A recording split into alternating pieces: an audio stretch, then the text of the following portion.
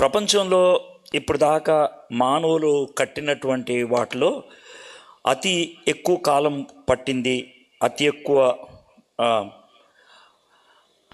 వెల కలిగింది, అతి పెద్దది, అతి దూరం నుంచి కనబడగలిగేది. ఒక అంచనా ఏంటంటే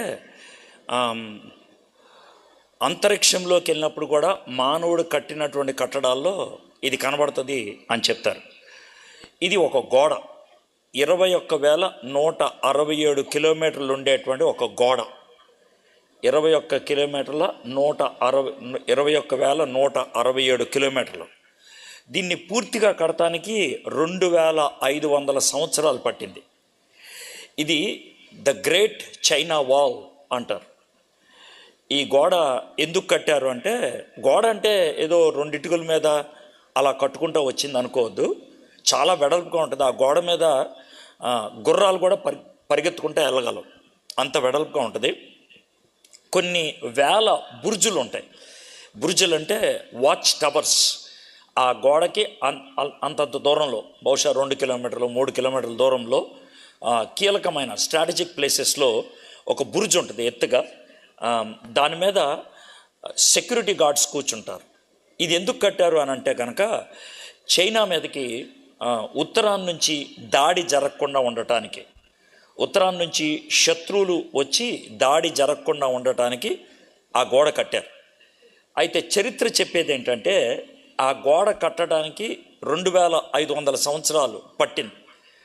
ఆ గోడ కట్టిన మొదటి 3 నెలల్లో, ఆ గోడ కట్టిన మొదటి 3 నెలల్లో 2 సార్లు శత్రువులు లోనికి వచ్చేశారు. అదేంటంటే, గోడ కట్టడానికి ఎంత టైం పట్టింది, శత్రువుల దగ్గర నుంచి లోనికి రాకుండా ఉండటానికే కదా. ఎలా రాగలిగారు అని అంటే, చాలా సులభంగా వచ్చేసారు గోడ కట్టిన తర్వాత. ఎలా అంటే, వాళ్ళు సెక్యూరిటీ గార్డ్స్కి లంచం ఇచ్చి లోనికి వచ్చేసేయగలిగారు. సో ఇది మీ మైండ్లో పెట్టుకోండి, ఒకటి. రెండోది, ప్రపంచంలో అతి సెలబ్రిటీ స్టేటస్కి వెళ్ళినటువంటి పడవ మనకి తెలుసు, టైటానిక్. అయితే ఈ టైటానిక్ పడవ అది కెనడా దేశం నుంచి బయలుదేరుతున్నప్పుడు, మాంట్రియల్ అక్కడ నుంచి బయలుదేరుతున్నప్పుడు దాన్ని ఓనర్ ఏమన్నాడంటే, దేవుడు కూడా దీన్ని ముంచలేడు అని అన్నాడు. 4వ రోజునే అది మునిగిపోయింది. కానీ అది మునిగిపోయిన కొన్ని సంవత్సరాల తర్వాత అసలు ఎందుకు మునిగింది, ఏంటి పొరపాటు అని దాని మీద రీసెర్చ్ కూడా చేశారు. చేస్తే తేలిన విషయం ఏంటనంటే, ఆ పెద్ద టైటానిక్ పడవకి ఒక పక్కన వేసినటువంటి పెయింటింగ్ సరి అయినటువంటిది కాదు. ఒక పక్కన, రెండేపులు కూడా కాదు, ఒక పక్కన కొంత భాగం దానికి ఉపయోగించినటువంటి పెయింటింగ్ సరైనది కాదు. అంటే ఏంటంటే, మంచుని తట్టుకోగలిగేటువంటి ప్రూఫ్ కలిగినటువంటి పెయింటింగ్ కాదు. కాబట్టి ఆ మంచు ప్రదేశానికి వెళ్ళినప్పుడు ఆ పెయింటింగ్ ఆ విధమైనటువంటి కాపుదల ఇవ్వలేక, ఎదురు నుంచి కాదు కానీ సైడ్ నుంచి ఐస్బర్గ్ అంటే మంచు కొండ ఢీకొనటం బట్టి పడవ మధ్యకిరిగిపోయింది, నావ మధ్యకిరిగిపోయింది. అందుకనే ఎక్కువ మంది చనిపోవటం జరిగింది. ఈ 2 ఉదాహరణలు మీకు ఎందుకు చెప్తున్నానంటే, మీరు చాలా పటిష్టమైనటువంటి వాక్యాలు ఇక్కడ వింటారు. చాలా జాగ్రత్తగా దేవుని వాక్యం ఎట్లా ధ్యానం చేయాలి అని మీరు నేర్చుకుంటారు. కొంతమంది ముందుకొచ్చి చాలా భక్తిభావంతో ప్రార్థనలు కూడా చేస్తారు. ఇదేది కూడా నేను నాటకం అని నేను అనను, ఇదేది కూడా మోసపూరితం అని కూడా నేను అనను. మీరు యథార్థంగానే ప్రార్థన చేశారు. మీరు నేర్చుకోవాలనే ఉద్దేశంతోనే ఇంత దూరం వచ్చి కూర్చున్నారు, నేర్చుకున్నారు. మీరు చాలా గొప్ప నిర్ణయాలు తీసుకొని ఇంకా 1-2 రోజుల తర్వాత ఇక్కడి నుంచి వెళ్ళిపోతారు. అయితే మీరు స్థిరంగా ఉండగలుగుతారా? ఎంతకాలం ఉండగలుగుతారు? మీరు స్థిరంగా పడిపోకుండా ఉండగలుగుతారా? ఎంతకాలం మీరు ఈ తీసుకున్న నిర్ణయాలకు గ్యారంటీ ఇవ్వగలుగుతారు? అదేంటి సార్ మీరు అలా మాట్లాడుతున్నారు, దేవుడు సహాయం చేయడా?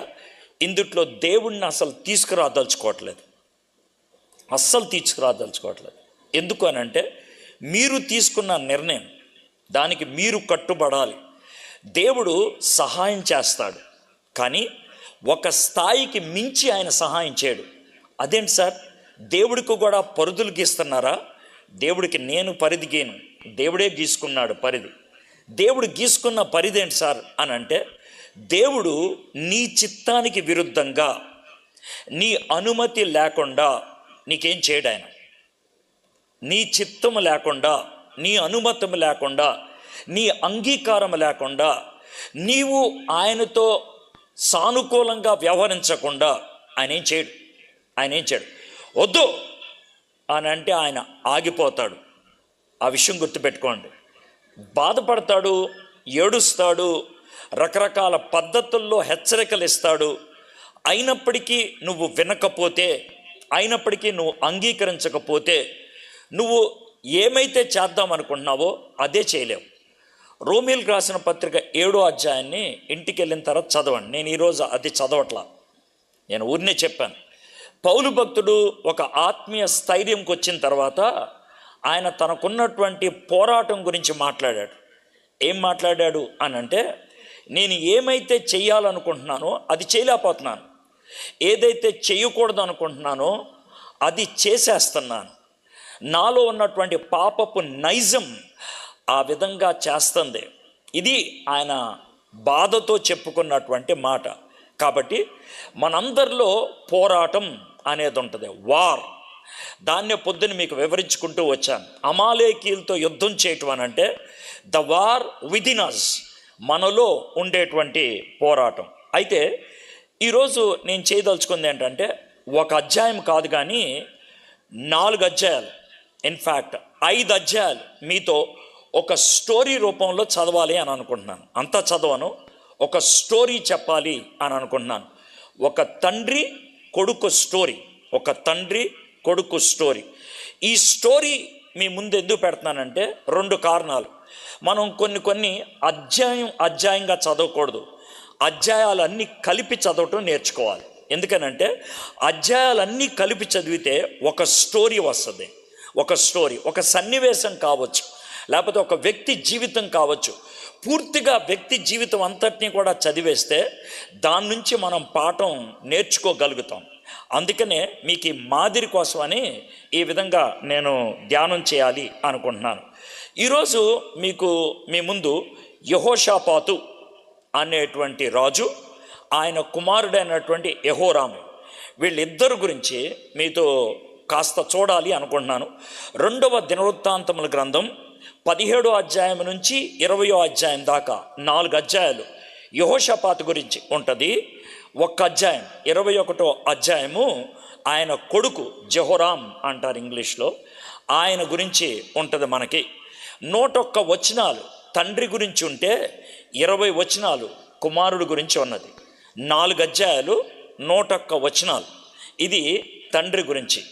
19 వచనాలు 17వ అధ్యాయానికి, 34 వచనాలు 18వ అధ్యాయానికి, 11 వచనాలు 19వ అధ్యాయానికి, 37 వచనాలు 20వ అధ్యాయానికి. ఇవి 101 వచనాలు తండ్రి గురించి, యెహోషాపాతు గురించి. 20 వచనాలు 21వ అధ్యాయంలో మనకి తన కుమారుడైనటువంటి యెహోరాము గురించి ఉంటుంది. సో వీళ్ళిద్దరి జీవితాలు మనము ఈరోజు ఒక మోడల్గా చూడటానికి మీ ముందు పెడుతున్నాను. జాగ్రత్త వినండి. ఈ మోడల్ దేవుడు మనకి ఎందుకు పెట్టాడు? యెహోషాపాతు గురించి 4 అధ్యాయాలు ఎందుకు రాసుకుంటూ వచ్చాడు? యోధా రాజులలో ముగ్గురు రాజుల గురించి ఎక్కువ వివరణ ఇవ్వటం జరిగింది. హిజ్కియా, యెహోషాపాతు, హోషియా, వీళ్ళ ముగ్గురు గురించే ఎక్కువ వివరణ ఇవ్వడం జరిగింది. 1 అధ్యాయం, 2 అధ్యాయాలు, 3 అధ్యాయాలు ఈ విధంగా ఇచ్చింది. 3 రాజుల గురించే, యూదాని పరిపాలించినటువంటి 3 రాజుల గురించే ఇచ్చారు. వీళ్ళ 3 రాజుల గురించి పాజిటివ్గా నేర్చుకోవాల్సింది కొంత ఉంది.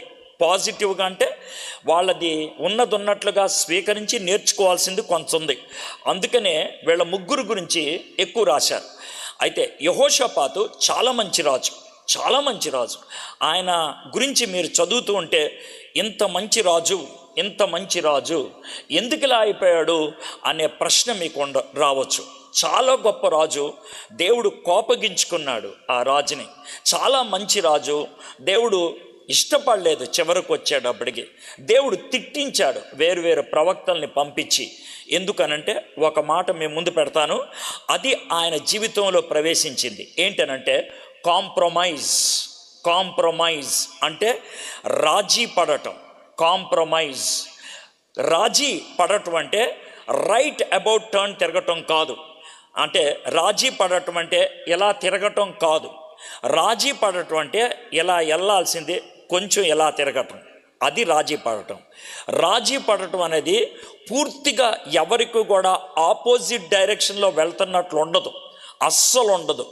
రాజీ పడినట్లు నీకొక్కడికే తెలుస్తుంది, ఇంకెవరికీ తెలియదు.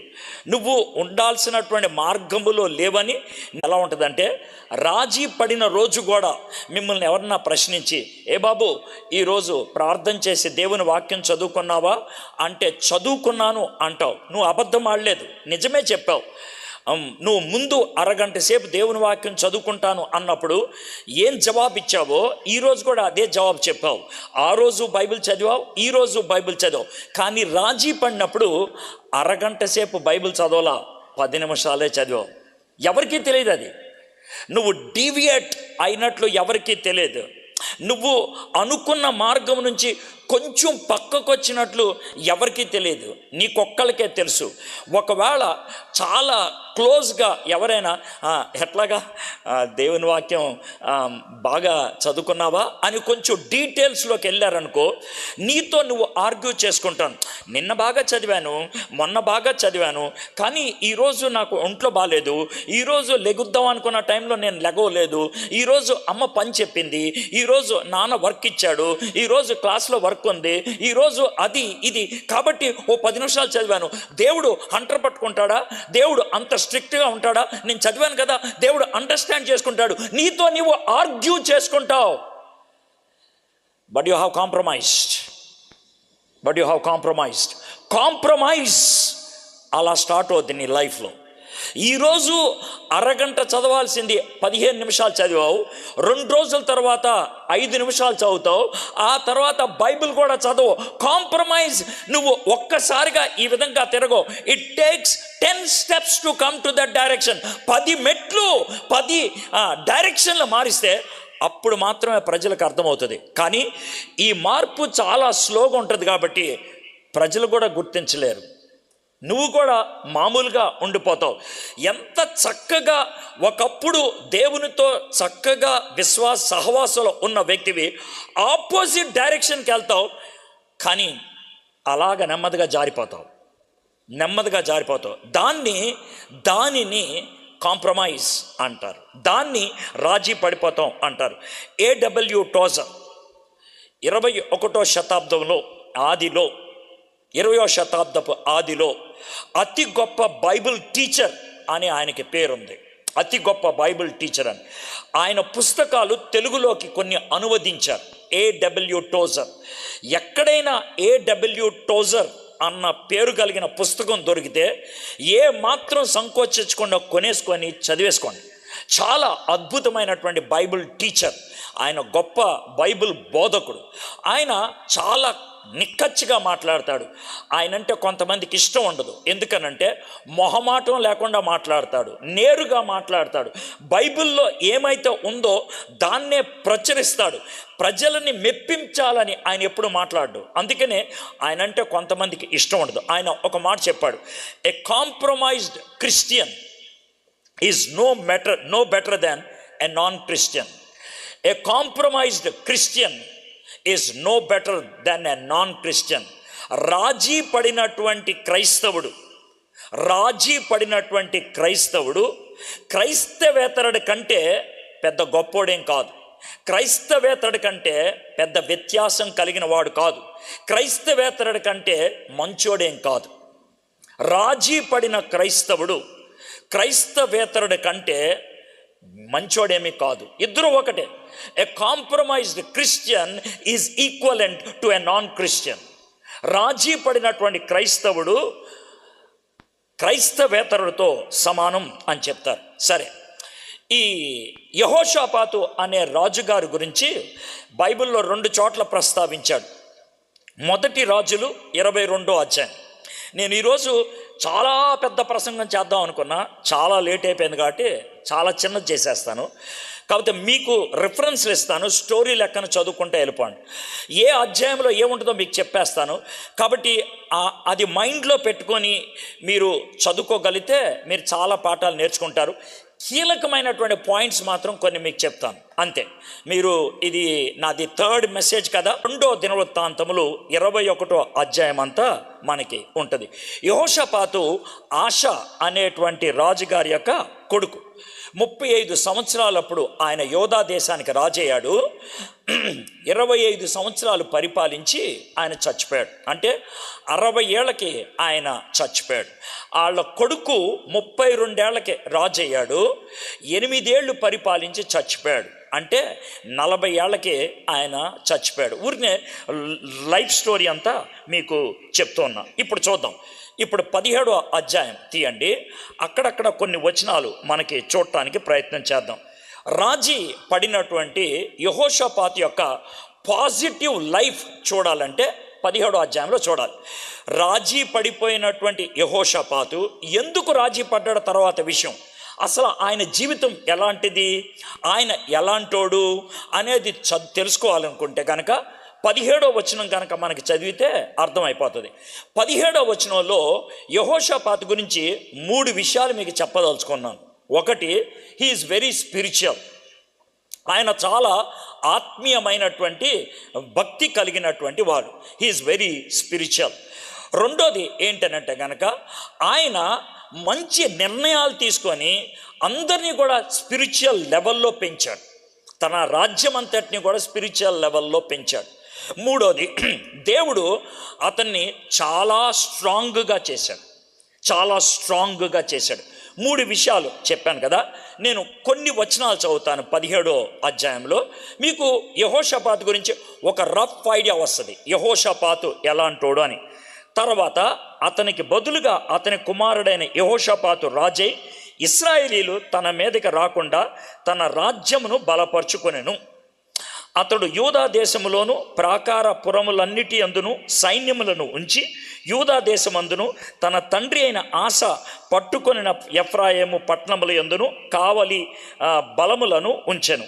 యెహోవా అతనికి సహాయుడై ఉండగా యెహోషాపాతు తన తండ్రి అయిన దావీదు ప్రారంభ దినముల్లో నడిచిన మార్గమందు నడుచుచు బయలుదేవతను ఆశ్రయింపక తన తండ్రి దేవుని ఆశ్రయించుచు ఇశ్రాయేలీలు వారి చర్యలను వెంబడింపక ఆయన ఆజ్ఞలను అనుసరించి నడిచెను. కాబట్టి యెహోవా అతని చేత రాజ్యమును స్థిరపరచెను. యోధా వారందరూ యెహోషాపాతునకు పన్ను ఇచ్చుచుండిరి.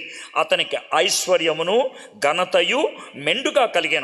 యెహోవా మార్గముల యందు నడుచుకొనుటకు అతడు తన మనసును దృఢపరుచుకుని వాడై ఉన్నత స్థలములను దేవతా స్తంభములను యోధాలు నుండి తీసివేసిన.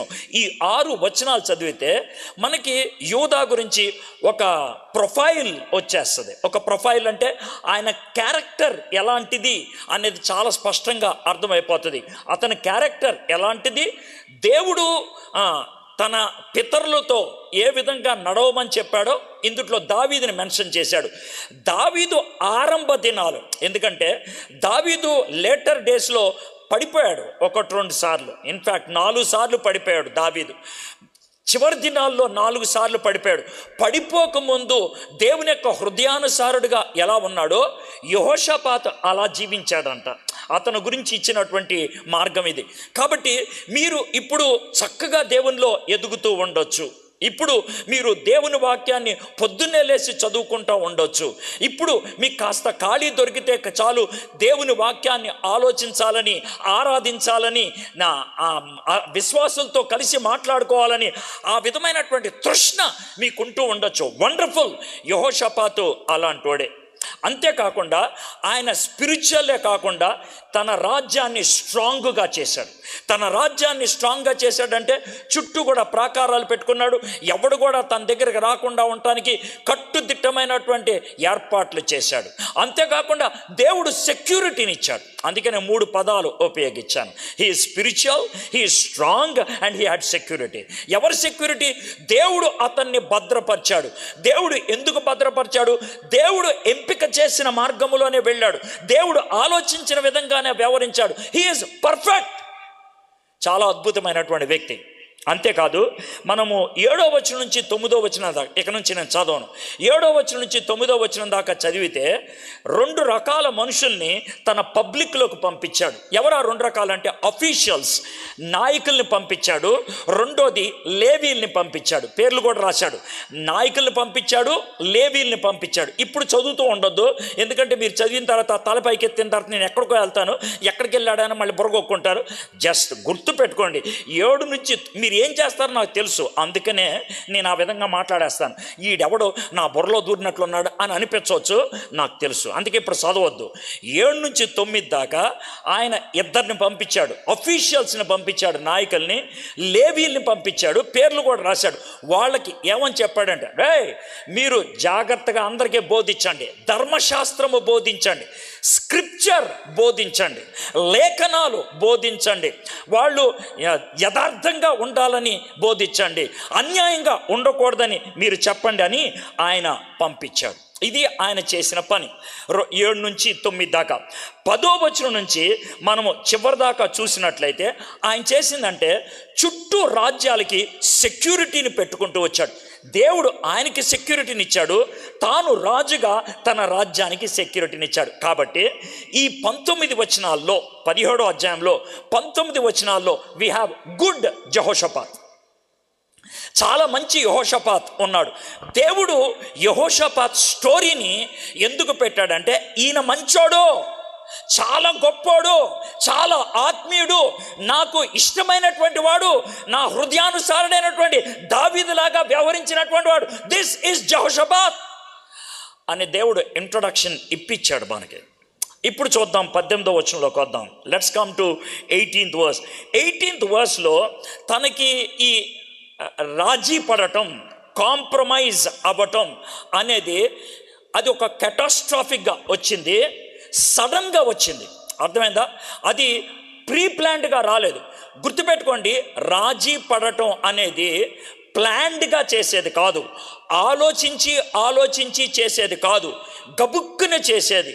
ఆ స్పర్ ఆఫ్ ద మూమెంట్ అంటారు.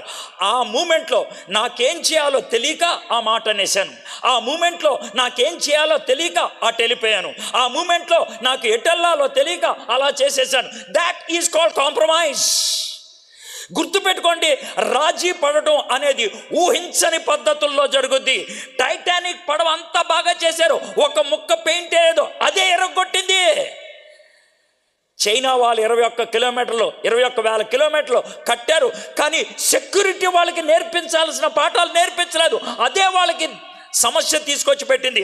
నువ్వు అన్ని ఏరియాల్లో బాగుండి ఉండొచ్చు, there is one area that is unguarded, దాన్ని భద్రపరచుకోలేదు. స్పర్ ఆఫ్ ద మూమెంట్లో ఆ చిన్న సన్నివేశంలో అయితే 18వ అధ్యాయంలోకి వెళ్ళకముందు మీకు లిటిల్ బిట్ ఆఫ్ జాగ్రఫీ చెప్పాలి.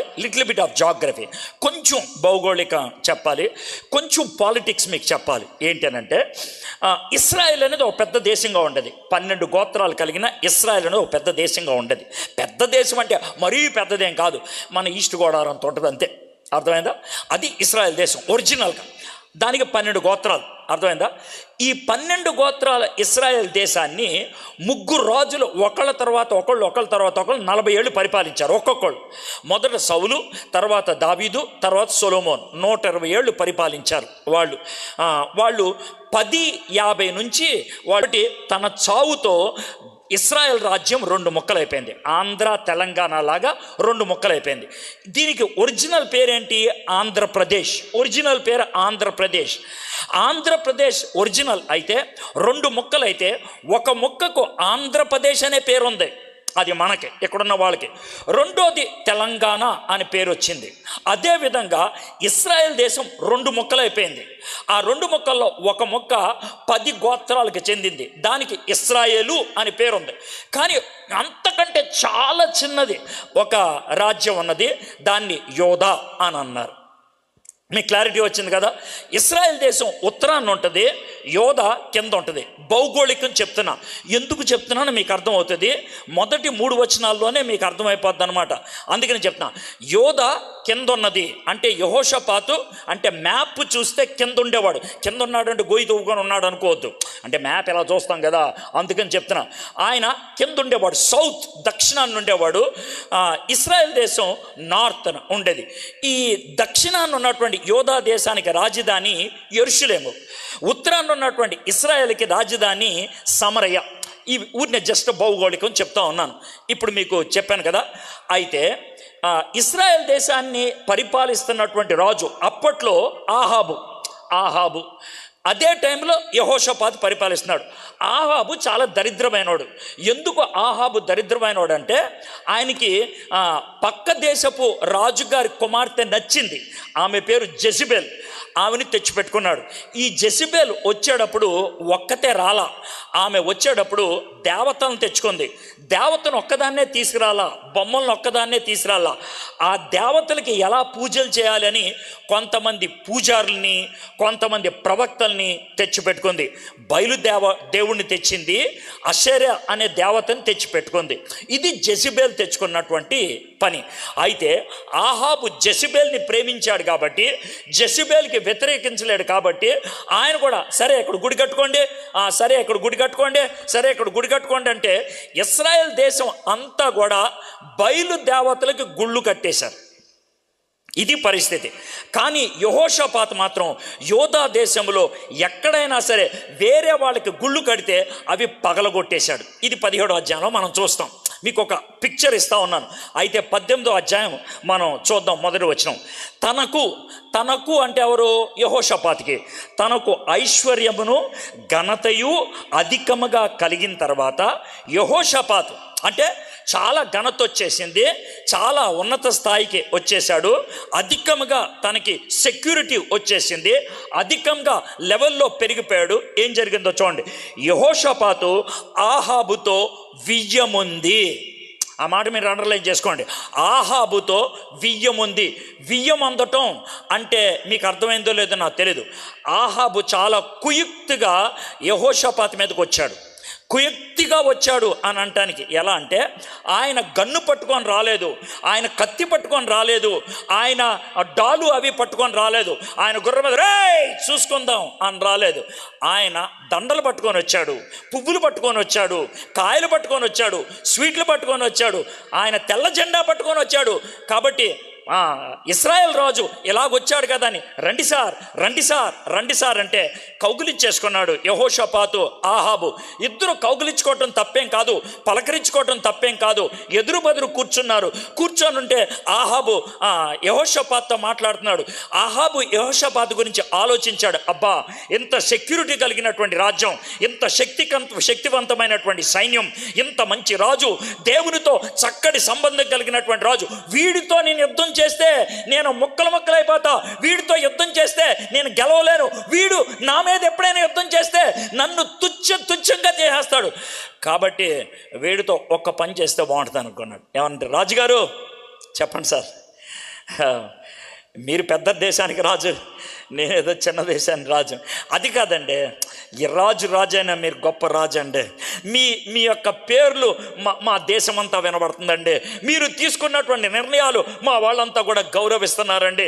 మీరు చేసినటువంటి పనులు మా వాళ్ళందరికీ కూడా ఎంతో ఇష్టంగా అనిపించిందండి. అందుకే మిమ్మల్ని పలకరిద్దామని వచ్చాం. చాలా వందనాలండి. ఏమండి, ఎంత మంచి రాజు, మీ కొడుకులు ఇంకెంత మంచి వాళ్ళు అండి అనండి. చాలా థ్యాంక్స్ అంటే చాలా థ్యాంక్స్. ఏమండి, ఎంత మంచి రాజు, మీ కొడుకులు ఎంత మంచివాళ్ళు కదా, నీ పెద్ద కొడుకుని నా కూతురికి ఇచ్చి చేసుకోవాలని ఆశగా ఉందండి అని అంటే మనోడు ఉబ్బి తబ్బిపోయి స్పర్ ఆఫ్ ద మూమెంట్లో ఓకే అన్నాడు. ఓకే, మీలో చాలామంది కుర్రోళ్ళు కుర్రీలు ఇదే మాట అంటారు. ఏమండి, అతను సడన్గా అడిగేశాడండి, నేను నో అనలేకపోయానండి. ఆమె సడన్గా నన్ను అడిగిందండి. ఒక ఆడదొచ్చి అడిగినప్పుడు మనం రెస్పాండ్ కాకపోతే కనుక మన మగతనానికే పెద్ద క్వశ్చన్ మార్క్ అండి. అందుకే ఓకే అనేసానండి. స్పర్ ఆఫ్ ద మూమెంట్లో కాంప్రమైజ్, స్పర్ ఆఫ్ ద మూమెంట్లో కాంప్రమైజ్. ఫ్రెండ్స్ వచ్చి అడిగారండి, కాదని లేకపోయానండి, వెళ్ళిపోయానండి. ఫ్రెండ్స్ నన్ను చాలా నీచంగా మాట్లాడి సవాలు చేశారండి, కాబట్టి పౌరుషంగా నేను వెళ్ళిపోయానండి. పౌరుషంగా. మీలో చాలామంది స్పర్ ఆఫ్ ద మూమెంట్, ఆ ఒక్కసారి అని వెళ్ళారు. కానీ మీకు ఒక మాట చెప్తాను చూడండి, మొదటిసారి వెళ్ళటం అనేది కాంప్రమైజ్. మొదటిసారి వెళ్ళటం అనేది కాంప్రమైజ్. మొదటిసారి కొంచెం డీవియేట్ అవటం అనేది కాంప్రమైజ్. రెండోసారి వెళ్ళటం అనేది కాంప్రమైజ్ కాదు. పడిపోయావు, నువ్వు కమిట్ అయిపోయావు. మొదటిసారి కాంప్రమైజ్, రెండోసారి కమిట్. మొదటిసారి నిన్ను బతిమలాడతారు, రెండోసారి బతిమలాడరు. ఏరా అని అంటారు. బస్ అది ఎక్కడికైనా సరే మీకు ఏ విధంగా రా అన్నది వినబడిందో నాకు తెలీదు. నేను రా అంటే ఏ పిక్చర్ నీ గుండెల్లోకి వచ్చిందో నాకు తెలియదు. What ever the picture might be, what ever the situation might be, మొదటిసారి కాంప్రమైజ్, రెండోసారి కాంప్రమైజ్ కాదు, కమిట్. అందుకే కొంచెం దూరం వెళ్ళిపోయిన వాళ్ళు ఏమని చెప్తారు అంటే, అన్నా నేను కమిట్ అయిపోయాను అన్న, దీనికి కమిట్ అయిపోయాను. ఎలా బయటికి రావాలో అర్థం కావట్లేదన్నా. ముందు కాంప్రమైజ్ అయ్యావు, తర్వాత కమిట్ అవుతావు. అందుకే ఈరోజు మీకు చెప్తున్నటువంటి మాట, ఈరోజు దేవునితో ఉండాలి అని కమిట్ చేసుకొని బయటికి వెళ్తున్నావు కాబట్టి ప్రతిరోజు ప్రభా, ఈజ్ దేర్ అన్ అన్గాడెడ్ ప్లేస్ నా జీవితంలో, నా యొక్క యాటిట్యూడ్స్లో, నా యొక్క చూపుల్లో, నాకున్నటువంటి పరిస్థితుల్లో ఈజ్ దేర్ అన్ అన్గాడెడ్, నాయన సెక్యూరిటీ లేదు ఏదైనా ఉందా? ప్లీజ్ మీరు ప్రొటెక్ట్ చేయండి, మీరు నాకు సహాయం చేయండి. Ask God. బహుశా యెహోషాపాత్ అడగలేదేమో అప్పుడు. యెహోషాపాత్కి అడిగే గుణం ఉందని మనం 19వ అధ్యాయంలో నేర్చుకుంటాం, 18వ అధ్యాయంలో కూడా నేర్చుకుంటాం. ఎవరిని? దేవుణ్ణి అడిగే గుణం ఉందని. సరే, ఈ విధంగా అయిన తర్వాత ఏమైందంట, కొన్ని సంవత్సరములు గతించిన మీదట షోమ్రోనులో నుండి ఆహాబు నొద్దకు పోయాను. ఆహాబు అతని కొరకును అతని వెంట వచ్చిన జనుల కొరకును అనేకమైన గొర్రెలను పశువులను కోయించి తనతో కూడా రామాత్ గిల్గాత్ మీదకి పోవుటకు అతన్ని ప్రేరేపించెను. తెలుగు బైబిల్లో కొన్ని సంవత్సరములు గతించిన మీదట షోమ్రోనులో నుండి ఆహాబు నొద్దకు పోయెను అని ఉంది. ఇంగ్లీష్ బైబిల్లో ఏమని ఉంటుందంటే he went down to Samaria అని ఉంటుంది. Vent down. మీ కింద కొంచెం జాగ్రఫీ చెప్తానన్నాను. కింద యెరూషలేము ఉంటుంది, పైన సమారియా ఉంటుంది. ఈరోజు మనం యెరూషలేము నుంచి సమారియా, అప్పట్లో ఉన్నటువంటి సమారియాకి వెళ్ళాలి అంటే, ఇప్పుడు దాన్ని సమారియా అనరు, వేరే అంటారు, అర్థమైంది. అక్కడికి వెళ్ళాలంటే 60 కిలోమీటర్లు. ఒకవేళ ట్రాఫిక్లో మనం ప్రయాణం చేస్తే 1 hour 7 minutes, 1 hour 8 minutes పడుతుంది. ఇందాక గూగుల్ మ్యాప్లో ఒకవేళ నేను ఇప్పుడు కనుక కారులో వెళ్తే ఎంత టైం పట్టుదని లెక్కేశాను, 1 hour 17 minutes చూపించింది.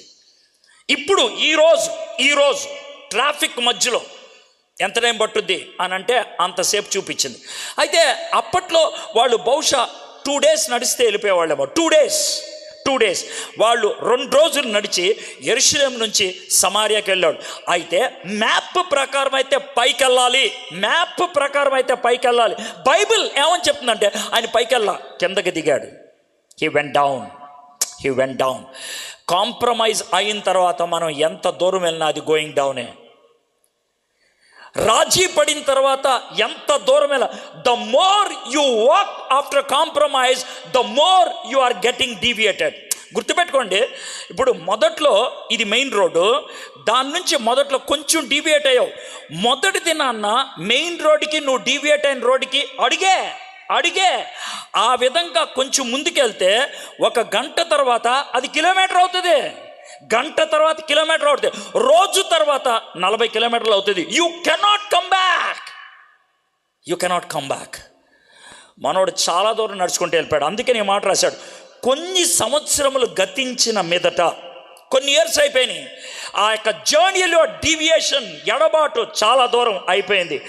ఆహాబు అతని కొరకును అతని వెంట వచ్చిన జనుల కొరకును అనేకమైన గొర్రెలను పశువులను కోయించి తనతో ఆహాబు ఎంత గొప్పడు చూడండి. ముందేమో వెయ్యంకి రమ్మన్నాడు. అయ్యా నా కూతురు నీకు ఇస్తాను, నీ కొడుక్కి, బాగుంది. నెక్స్ట్ భోజనానికి వస్తారా అని అడిగాడు. పరిగెత్తుకుంటూ వచ్చాడు. డేయ్ యెహోషాపాతు గారు వస్తున్నారా, యోధా దేశానికి రాజు, మంచి గొర్రెలను కోయండి. రే ఆయనతో ఎంతమంది వస్తున్నారా? రాజుగారు మాకు వచ్చిన సమాచారం బట్టి 46 మంది వస్తున్నారు. రే 46 మంది వస్తున్నారు, మనం ఖచ్చితంగా 10 మందికి ఒక గొర్రె, మనం 4 గొర్రెలు వేసేద్దాం. 4 గొర్రెల్ని. రే మంచి భోజనం బాగా పెట్టాలి. బిర్యానీ పెట్టేశారు వాళ్ళకి. బిర్యానీ మనోడు తినేస్తా ఉన్నాడు. ముందేమో మెచ్చుకొని నా కూతుర్ని కొడుకెరిస్తా అన్నాడు. రెండోసారి భోజనం పెట్టి బాగా తింటా ఉంటే, రే రాజుగారు కొంచెం డ్రింక్ పట్టరండి రే. డ్రింక్ తాగుతూ ఉంటే, రాజుగారు ఏం లేదు, ఈ రామాత్ గిల్గాత్ మీద మనకు చిన్న ఫైట్ ఏర్పడింది, నేను ఒక్కడనే వెళ్ళిపోయి చేసేయగలుగుతాను అనుకోండి. అంటే మీరు ఉన్నారు కాబట్టి పెద్దోళ్ళు ఏంటో మిమ్మల్ని అడగాలనిపిస్తుంది, మనతో పాటు వారికి వస్తారేంటి అని అడిగాడు. అని అంటే అయితే చూడండి యెహోషాపాతు గారి యొక్క డయలాగ్ 3వ వచనం. ఇశ్రాయేలు రాజు అయిన ఆహాబు యోధా రాజు అయిన యెహోషాపాతును చూచి, నీవు నాతో కూడా రామాతు గిల్గాతునకు వచ్చేదవా అని అడగగా, యెహోషాపాతు, నేను నీ వాడను, నా జనులు నీ జనులు, మేము నీతో కూడా యుద్ధమునకు వచ్చేదమని చెప్పాను. అయిపోయిందిగా. చూసారా ఎంత క్లీన్గా డీవియేషన్ కనబడుతుందో. By the way my friends, నేను పెద్ద ఏం చేయాలా, బైబిల్ చదివాను, వరుసగా చదువుకుంటూ వచ్చానంతే, నేను ఇంకేం చేయాలా. నాకు 17వ అధ్యాయంలో యెహోషాపాతు చాలా గొప్ప కనబడ్డాడు. 18వ అధ్యాయంలోకి వచ్చేప్పటికి కాంప్రమైజ్ చాలా స్పష్టంగా కనబడుతుంది. ముందు వియ్యంకి వెళ్ళాడు, తర్వాత భోజనంకి వెళ్ళాడు, తర్వాత యుద్ధంకి వెళ్తున్నాడు. Do you understand? 3 స్టెప్పులు కనబడుతుందా? ముందు వియ్యంకి వెళ్తే ఎవడు తప్పట్టాడు, భోజనంకి వెళ్తే ఎవడు తప్పట్టాడు, యుద్ధంకి వెళ్తే అయిపోయిందిగా. You are into the playground. అప్పుడు ప్రభువా అని అంటే ఏం జరుగుద్ది? మనోడు అదే పని చేశాడు. యుద్ధ భూమిలోకి వెళ్ళటానికి డిసైడ్ అయిపోయిన తర్వాత, రాజుగారితో చట్టా పట్టా వేసుకొని వెళ్ళిపోవడానికి డిసైడ్ అయిపోయిన తర్వాత మనోడు ఒక నిర్ణయం తీసుకున్నాడు. అదేంటో మీకు చెప్తా. అదేంటో మీకు చెప్పకముందు మీరు చేసే పని అంటే చెప్తాను. అమ్మాయికి కమిట్ అయిపోతావు, అబ్బాయికి కమిట్ అయిపోతావు, మెసేజ్లు ఎన్నో వెళ్ళిపోయినాయి, ఐ లవ్ యూలు చెప్పేసుకున్నావు, వాట్సాప్ మెసేజ్లు వెళ్ళిపోయినాయి, అంతా వెళ్ళిపోయిన తర్వాత, సార్ ఇది దేవుని చిత్తమో కాదో కొంచెం తెలుసుకోవాలన్నాను సార్. అప్పుడు అడుగుతావు. కమిట్ అయిన తర్వాత ఏంట్రా నువ్వు అడిగేది? కమిట్ అయిపోయిన తర్వాత ఏంట్రా నువ్వు అడిగేది? ఎంత దూరం వచ్చిన తర్వాత నువ్వు అడిగేదండి? సార్ ఆమె కూడా క్రిస్టియనే, ఆయన కూడా క్రిస్టియనే, మేము ఇద్దరం కూడా విశ్వాసులం కాబట్టి పెళ్లి చేసుకొని మంచి పరిచర్య చేద్దాం అనుకుంటున్నామండి. బాగుందిరా, నీ ప్లాన్ బాగుంది, అది నీ ప్లాను, అది నీ ప్లాన్. అప్పుడు నేను ప్రార్థన చేస్తా, అప్పుడు నేను దేవుని చిత్తం తెలుసుకుంటా, అప్పుడు మా మమ్మీ డాడీ ఓకే అంటే పెళ్లి చేసుకుంటా. ఏంటి తొక్కలో డైలాగులు?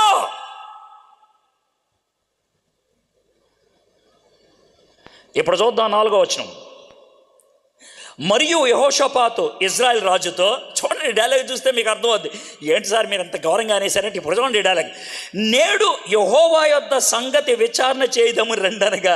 చూసారు ఇప్పుడు? మీకు అర్థమవుతుంది ఇప్పుడు? మనోడు డిసైడ్ అయిపోయి కూతుర్ని కొడుకునిచ్చేయడానికి రెడీ అయిపోయాడు, భోజనంకి వెళ్ళటానికి రెడీ అయిపోయాడు, యుద్ధానికి వెళ్తానికి రెడీ అయిపోయాడు. యుద్ధానికి వెళ్తానికి రెడీ అయిన తర్వాత దేవుణ్ణి అడుగుదామా? అప్పుడు దేవుణ్ణి అడుగుదామా? మై ఫ్రెండ్స్, దేవుణ్ణి అడగాలి, కానీ ఎప్పుడు అడగాలి? బిగినింగ్లో అడగాలి. ఎవడైనా సరే బస్సు ఎక్కక ముందు, సార్ ఈ బస్సు ఎక్కడికి వెళ్తుందని అడుగుతాడు, అంతేనా? బస్సు ఎక్కక ముందు అడగాలి ఈ బస్సు ఎక్కడికి వెళ్తుందని. అలా అడగకుండా బస్సు ఎక్కి కొంచెం దూరం వెళ్ళింది, సార్ ఎటు వెళ్తుంది సార్ దీన్ని అంటే ఏమనాలా? నా లైఫ్లో అలాగే జరిగింది. నా లైఫ్లో ఎలాగ తప్పమంటారా? రాజమండ్రిలో రాత్రి 12 గంటలకి 2 ఫలక్నుమాలు వస్తాయి. రాజమండ్రిలో రాత్రి 12 గంటలకి 2 ఫలక్నుమాలు వస్తాయి. అర్థమైందా? ఫలక్నుమాలే రెండు. ఒకటేమో హైదరాబాద్ వెళ్ళే ఫలక్నుమా, ఇంకోటేమో వైజాగ్ వెళ్ళే ఫలక్నుమా. నేను తాడేపులగూడెంలో వాక్యం చెప్పి గబగబా ప్లాట్ఫామ్ మీదకి వచ్చేసి ఎదురుగా ఫలక్నుమా అని కనబడితే ఎక్కేసి, నాది ఏసీ భోగి కదా అని దాంట్లో ఎక్కేసి అలా వెళ్తే నా సీట్ దగ్గర ఎవడో పడుకొని ఉన్నాడు. ఇది నాదే అని అన్నాను నేను. ఈలోగా టికెట్ కలెక్టర్ వచ్చాడు. ఆ టికెట్ కలెక్టర్ నన్ను గుర్తుపట్టి ప్రైజ్ ది లార్డ్ బ్రదర్ అన్నాడు. ఏమైందో చెప్తాను చూడండి. ప్రైజ్ ది లార్డ్ బ్రదర్ అన్నాడు కాబట్టి సరిపోయింది. అంటే బ్రదర్ ఏమైందంటే, సార్ నాది A28 సార్, ఈయన లేడు సార్, ఈయన ఎవరో ఉన్నారు సార్ అంటే, ఏ సార్ నన్ను చూడండి. బ్రదర్ మీరు తప్పెక్కారు బ్రదర్ అని అన్నాడు. అని అంటే, మీరు హైదరాబాద్ ఎక్కాల్సిన ఫలక్నుమా ఎక్కలేదు సార్, మీరు వైజాగ్ వెళ్ళే ఫలక్నుమా ఎక్కారు. ఆయా, నాకు నెక్స్ట్ మార్నింగ్ షూటింగ్ ఉన్నదే, నాకేం చేయాలో అర్థం కావట్లేదు. సార్ ఏంటి సార్ పరిస్థితి అంటే, సార్ దీనికి ఇంకా 2 స్టాపులు సార్, ఒకటి సామలకోట, 2 తుని, ఆ తర్వాత వైజాగ్ అని అన్నాడు.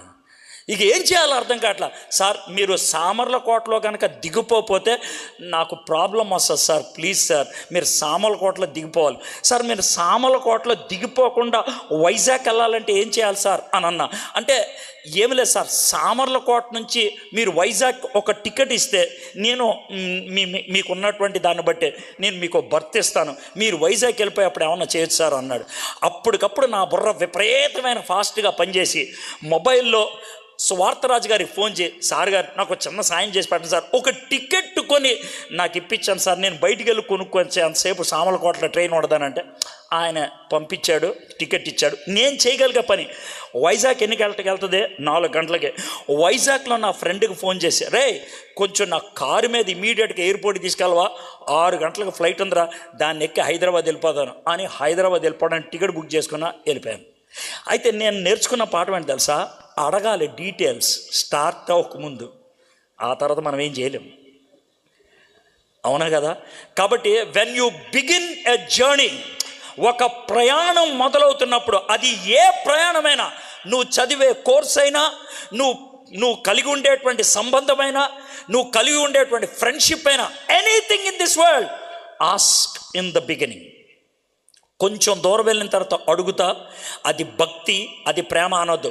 మీలో కొంతమంది ఆ విధంగా చాలా దూరం వెళ్ళి ప్రార్థన చేసి, ఏమ్మా ప్రార్థన చేసావా అంటే చేసా అని అంటారు. అది ఎప్పుడు చేశారో చెప్పరు, అది ఎప్పుడు చేశారో చెప్పరు. యెహోషాపాత్ అలాగా ప్రార్థన చేయడానికి ప్రయత్నం చేస్తే, ఆహాబు దగ్గర చాలామంది ప్రవక్తలు ఉన్నారు, చాలామంది 400 మంది ప్రవక్తలు ఉన్నారు. ఆ 400 ప్రవక్తలు వచ్చి, రాజుగారు విజయం మీదే, రాజుగారు విజయం మీదే అని అంటే యెహోషాపాత్ చూశాడు. యెహోషాపాత్ బిలీవర్ కదా, యెహోషాపాత్కి దేవుడితో సంబంధం ఉంది కదా. ఈ 400 మంది చూసి, కాదు సార్, కాదు ఏంటి కాదు సార్, వీళ్ళు కాదు సార్, వీళ్ళు కాదు సార్. ఇక్కడ ఎవరైనా యెహోవాకి సంబంధించినటువంటి ప్రవక్త ఉన్నాడా? ఇక్కడ ఎవరైనా యెహోవాకి ఐ అప్రిషియేట్ యెహోషాపాత్. కానీ బాధ అనిపిస్తుంది, ఆయన రాజీ పడి డీవియేట్ అయిపోయి అప్పుడు అడుగుతున్నాడు, యెహోవాకు సంబంధించినటువంటి ప్రవక్త ఎవడైనా ఉన్నాడా? ఒక్కడున్నాడు సార్, ఆడి పేరు మేకాయా. వాడు దరిద్రుడు సార్. ఎందుకు సార్ యెహోవా ప్రవక్త అన్నారు, దరిద్రుడు అంటాడు. ఎప్పుడు వచ్చినా కూడా నాకు నెగిటివ్గానే చెప్తాడు సార్, ఎప్పుడు వచ్చినా కూడా నన్ను తిడతాడు సార్, ఎప్పుడు వచ్చినా కూడా గద్దిస్తాడు సార్. వాడు నాకు నచ్చడు సార్.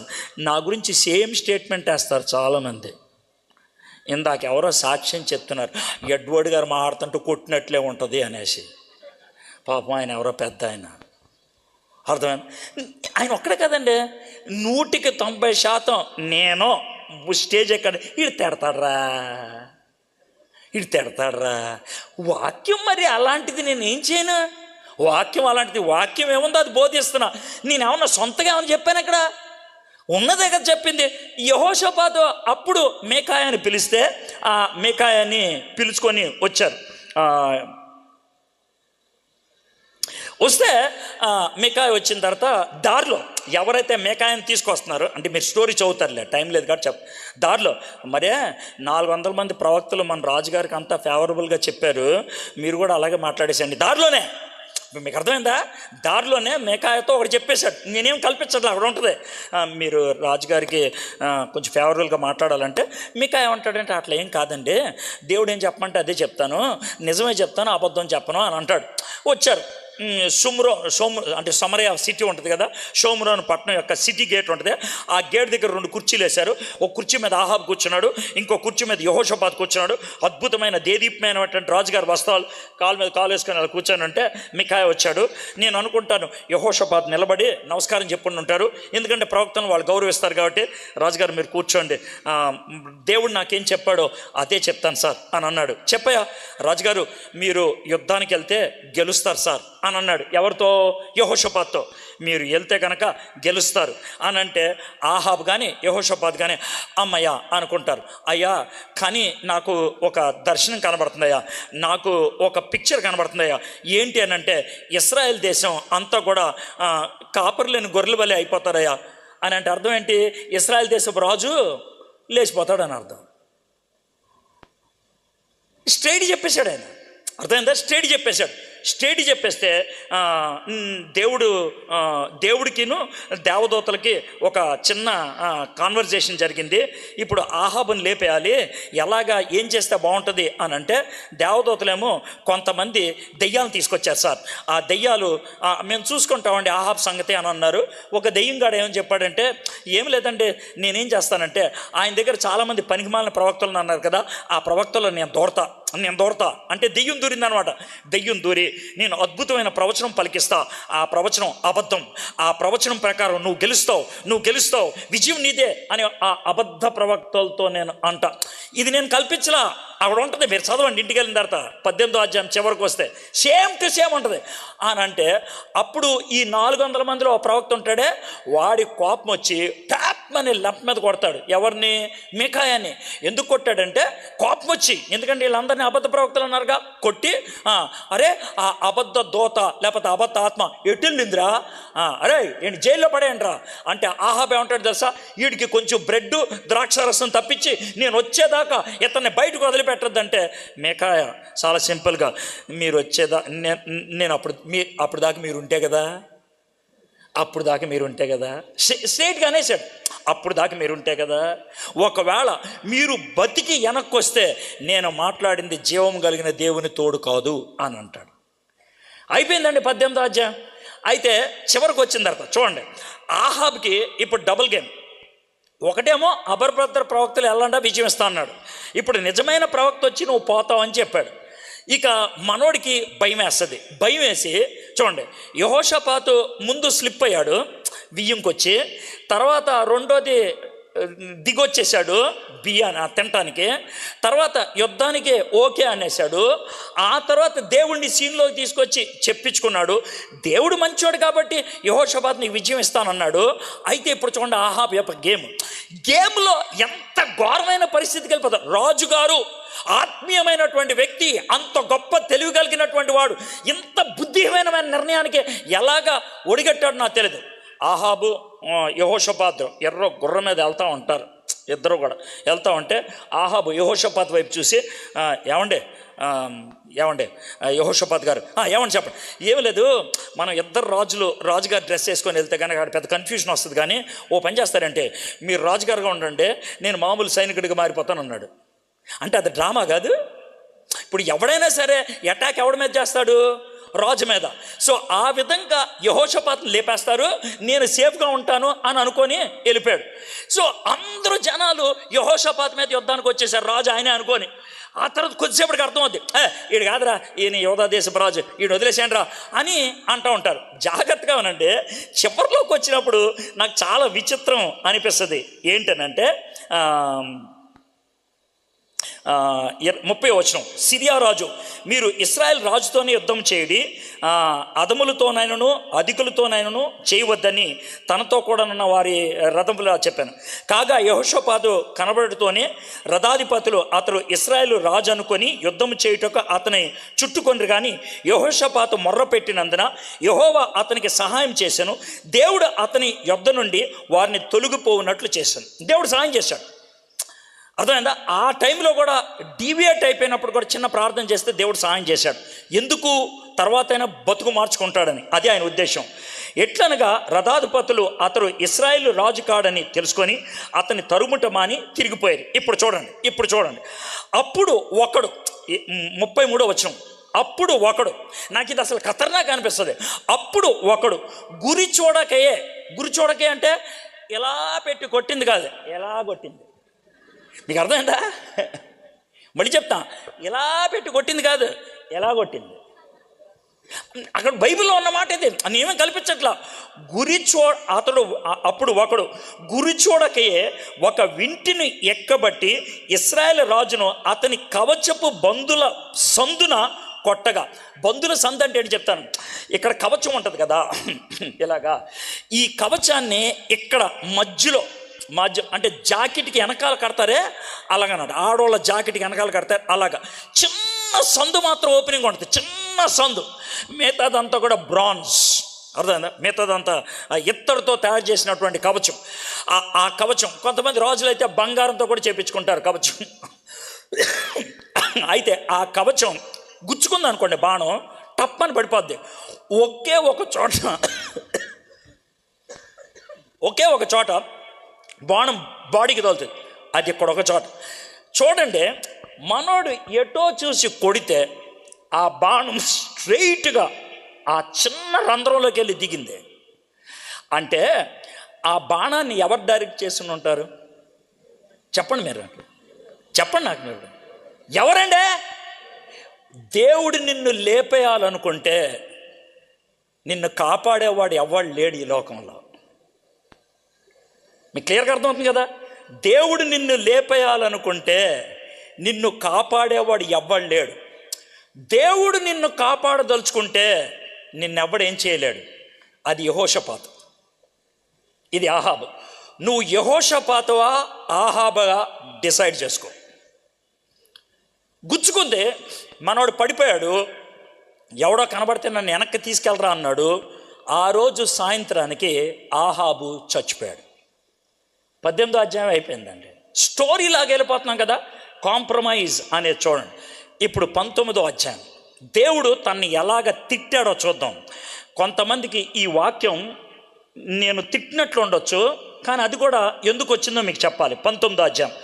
యూదా రాజైన యెహోషాపాతు ఏ ఉపాయమును చెందకుండా యెరూషలేమునందుండు తన నగరునకు తిరిగి రాగా, దీర్ఘదర్శి అంటే ప్రవక్త హనానీ కుమారుడు నగు యెహూ అతన్ని ఎదుర్కొనబోయి రాజైన యెహోషాపాతుకు ఇలాగూ ప్రకటన చేశాను. నీవు భక్తిహీనులకు సహాయం చేసి యెహోవా శత్రువులకు స్నేహితుడివైతివి కదా.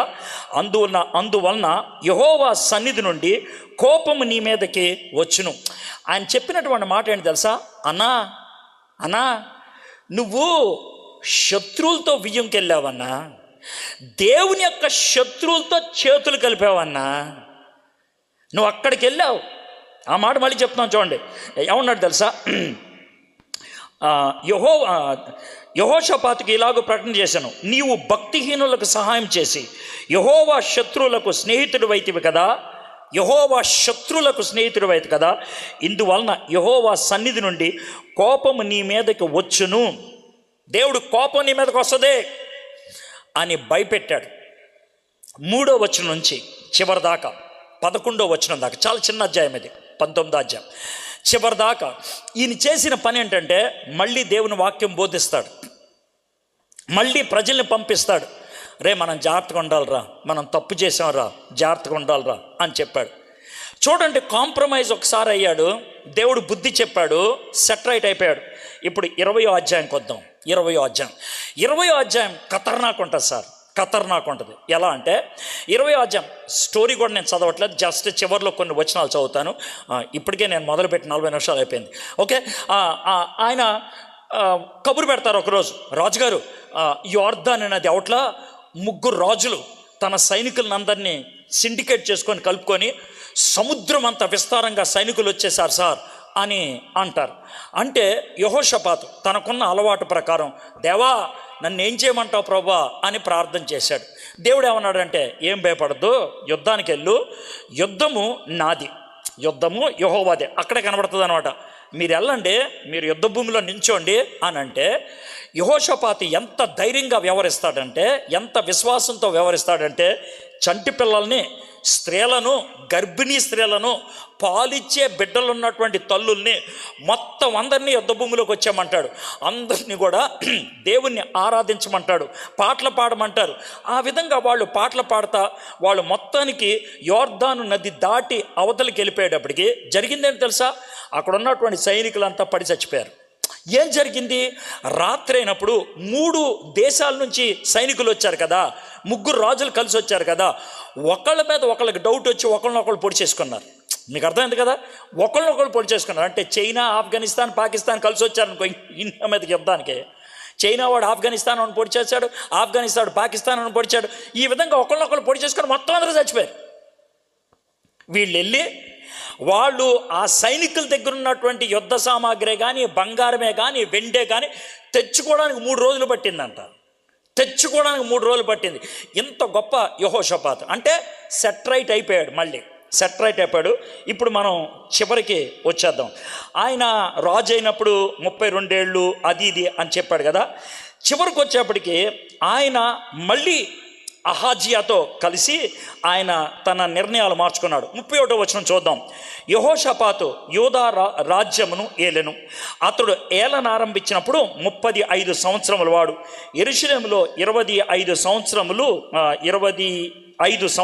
ఏలెను. అతని తల్లి అంతా చెప్పారు. 32 అతడు యెహోవా దృష్టికి యథార్థముగా ప్రవర్తించి తన తండ్రి అయిన ఆశా మార్గమందు నడుకుతో వచ్చిన కోళ్ళు ఉంటుంది కదా, ఏమండి ఈ ఒక్క గుడి నా కోసం ఉంచండి, కాంప్రమైజ్ అయ్యాడు. ఈ ఒక్క గుడి నా కోసం ఉంచండి అని చెప్పుండి ఉంటారు. కాబట్టి కాంప్రమైజ్ అవ్వటంతో ఆ విధంగా జరిగింది. తర్వాత ఏమైంది? యెహోషాపాతు చేసిన కార్యములన్నిటిని గూర్చి హనానీ కుమారుడైన యెహూ రచించిన గ్రంథములను రాయబడి ఉండెను. 35 ఇది అయిన తర్వాత యోధా రాజైన యెహోషాపాతు మిక్కిలి దుర్మార్గముగా ప్రవర్తించిన ఇశ్రాయేలీల రాజైన అహజ్యాతో స్నేహము చేసెను.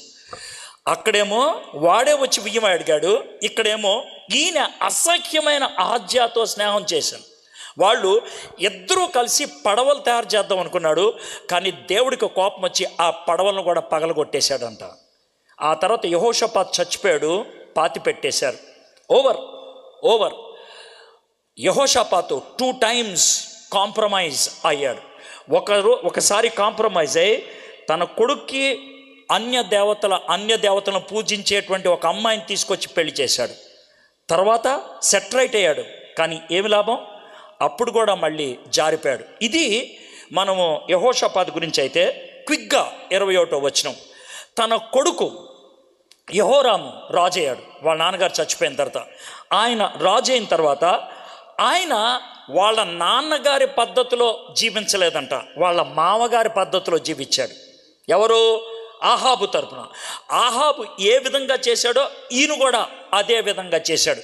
అప్పుడు దేవుడు ప్రవక్తను పంపించి ఏమన్నాడు తెలుసా? రే నిన్న అసలు దేవుడికి లేపేయాలని కోపం ఉందిరా, కానీ దావీదు సింహాసనం అందు దేవుడు దావీదుకు చెందినటువంటి వ్యక్తిని ఒకరిని కూర్చోపెట్టాలి అనేటువంటి ఒక నిబంధన చేసుకున్నాడు కాబట్టి నువ్వు ఇంకా ఉన్నావురా, లేకపోతే ఎప్పుడో లేపేసేవాడని చెప్పి ఏమంటాడు తెలుసా? నీకు రోగం వస్తుంది, నీకు భయంకరమైన రోగం వస్తుంది, ఆ రోగంతో నువ్వు చచ్చిపోతావంటే మీరు వివరణలోకి వెళ్తే జాగ్రత్త వినండి. కడుపుకి ఏదో రోగం వచ్చిందంట, క్యాన్సర్ లాంటిది ఏదో రోగం వచ్చింది. ఆ రోగం వస్తే బైబిల్లో ఇచ్చిన వివరణ పేగులు బయటకు వచ్చేసి పడి చచ్చిపోయాడంట రాజు. ఆ విధంగా రాజుగారు పేగులు బయటకు వచ్చేసి చచ్చిపోతే రాజుగారిని కాల్చినట్లు కాల్చలేదంట, రాజుగారికి చేసేటువంటి అంత్యక్రియలు చేసినట్లు అతనికి చేయలేదంట, దావీదు యొక్క పురములో ఆయన్ని సమాధి చేయలేదంట, బయటపడేశారు. కనీసం గౌరవప్రదమైనటువంటి అంతం లేదు. కారణం ఏంటంట? నాన్నగారు కాంప్రమైజ్ అయ్యారు, కొడుకు పూర్తిగా కాంప్రమైజ్ అయిపోయాడు. ఫ్రెండ్స్, కాంప్రమైజ్ అవ్వద్దు. ప్రతిరోజు చాలా జాగ్రత్తగా ఉండాలి. ఈరోజు నేను దేవునికి ఇవ్వాల్సిన సమయం ఇచ్చానా? ఈరోజు దేవుని మాట నుంచి ఒక సత్యాన్నైనా నేను తెలుసుకోగలిగానా? ఈరోజు దేవుడు నాకు వాక్యం నుంచి ఏం మాట్లాడాడు? Please don't compromise your time with God every day. ప్రతిరోజు. అది గనక మీరు గాడ్ చేసుకోకపోతే, if you don't God your soul, if you don't God your heart, నీ యొక్క హృదయాన్ని, నీ యొక్క ప్రాణాన్ని దేవుని వాక్యం అనే కవచంతో ప్రతిరోజు కప్పకపోతే యు విల్ కాంప్రమైజ్. బద్ధకము, లేజినెస్, ఇప్పుడు కాదులే, ప్రొక్రాస్టినేషన్, వాయిదాలు, ఆల్ దిస్ ఆర్ కాంప్రమైజ్. అది మన జీవితంలోకి రానివద్దు. ఫ్రెండ్స్, రాజీ పడకుండా జీవించడానికి నిర్ణయించుకోవాలి మనం. దానియేలు జీవితంలో అదే చూస్తాం. రాజీ పడటానికి ఇష్టపడలేదు, చావుకు తెగించాడు కానీ రాజీ పడలేదు. He was willing to die but రాజీ పడలేదు. షడ్రక్, మెషక్, అబేద్నెగో చావటానికి తెగించారు but they are not willing to die. దేవుడు దాన్ని అభినందించారు. మై ఫ్రెండ్స్, రాజీ పడని జీవితాన్ని జీవించడానికి ఒక చిన్న నిర్ణయం తీసుకుందాం. తలంచండి, కళ్ళు మూసుకోండి, చిన్న ప్రార్థన చేసుకొని ముగించుకుందాం. ఫ్రెండ్స్, మీకు ఇంకొక రోజు ఫుల్ డే ఉంటుంది, తర్వాత హాఫ్ డే ఉంటుంది. దేవుడు ఇంకా మీతో మాట్లాడతాడు. God will continue to speak to you. మీరు ఇక్కడ నుంచి వెళ్ళిపోతారు, ఇక్కడ ఉన్నంతసేపు బాగానే ఉంటారు, మీరు వెళ్ళిపోతారు. అయితే ప్లీజ్ ఇక్కడే ఒక నిర్ణయం తీసుకోండి. ప్రభువా, నేను రాజీ పడకూడదు. ఏ విషయంలో నేను రాజీ పడకూడదు? ప్రతిరోజు ఉదయాన్న నీకు సమయం ఇవ్వటం విషయంలో రాజీ పడకూడదు. నేను ప్రతిరోజు ఉదయాన్న నీ వాక్యం చదవటం విషయంలో నేను రాజీ పడకూడదు. నేను నీకు టైం ఇవ్వాలనుకుంటున్నాను ప్రభా. అది నా దినాన్నంతటిని, అది నా జీవితాన్ని సరిచేస్తుంది ప్రభా. ఆ అధ్యాయం నుంచి కనీసం ఒక్క పాఠమైనా నేను నేర్చుకోవాలి ప్రభా. ఆ పాఠాన్ని నా జీవితంలో ఆ దినం నువ్వు వాడుకుంటావు ప్రభా. I know that. అది నువ్వు చేస్తావు ప్రభా. నేను రాజీ పడకూడదు. ఇప్పుడు దాకా చాలాసార్లు రాజీ పడ్డాను, నేను చాలా దూరం వెళ్ళిపోయాను, కానీ నువ్వు నాకు ఈరోజు మాట్లాడావు ప్రభా. నేను ఇక నుంచి రాజీ పడకూడదు. I should not compromise, I should not fail. నీ విషయంలో నేను ఓడిపోకూడదు ప్రభా. నీ చెయ్యి నేను విడిచిపెట్టకూడదు ప్రభా. అడగండి.